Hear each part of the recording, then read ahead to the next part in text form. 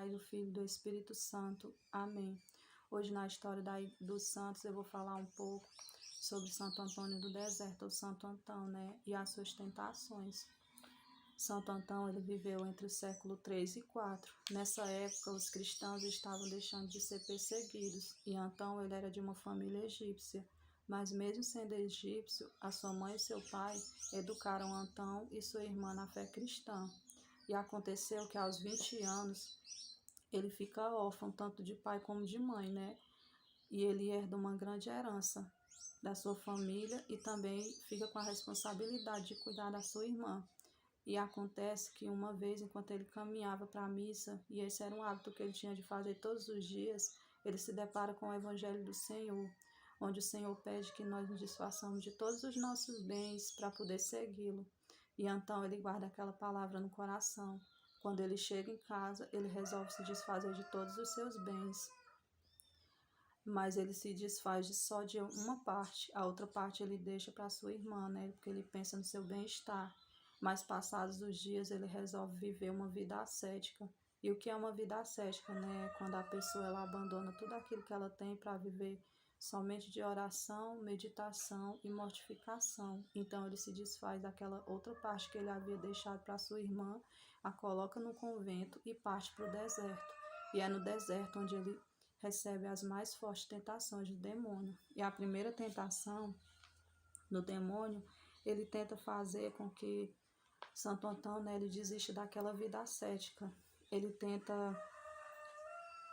lembrá-lo daquela vida anterior que ele tinha, né, dos seus bens materiais, do seu bem-estar, do dinheiro, faz com que ele lembre da sua irmã, da responsabilidade que ele tem.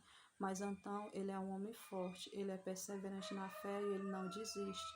Vendo que ele não ia desistir, o demônio ele tenta de outra forma.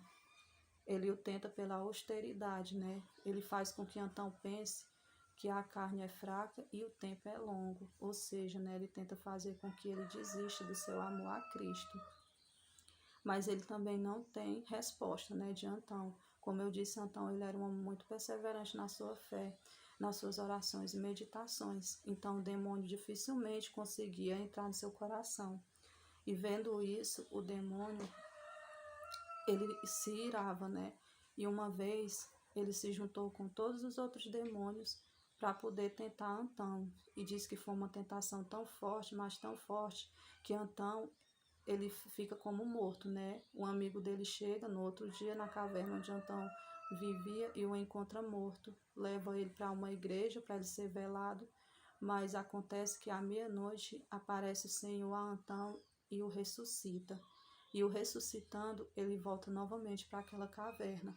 Os demônios, eles tentavam Antão dia e noite. E vendo isso, o demônio, ele fica com muita raiva de Antão e resolve ele mesmo aparecer para ele, né? Ele aparece em forma de um homem negro. E vendo aquele homem, Antão pergunta quem ele é. E ele se apresenta como filho da fornicação. O demônio ele se apresenta a Antão como filho da fornicação. Mas ele vendo que não ia conseguir derrubá-lo, ele mais uma vez se une às suas legiões de demônios e o ataca de uma só vez.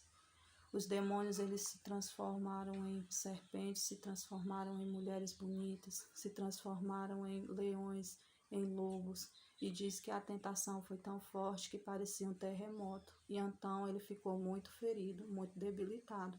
Vendo isso, o Senhor, ele aparece como uma forte luz, né, nesse momento, e espanta todos os demônios daquele local.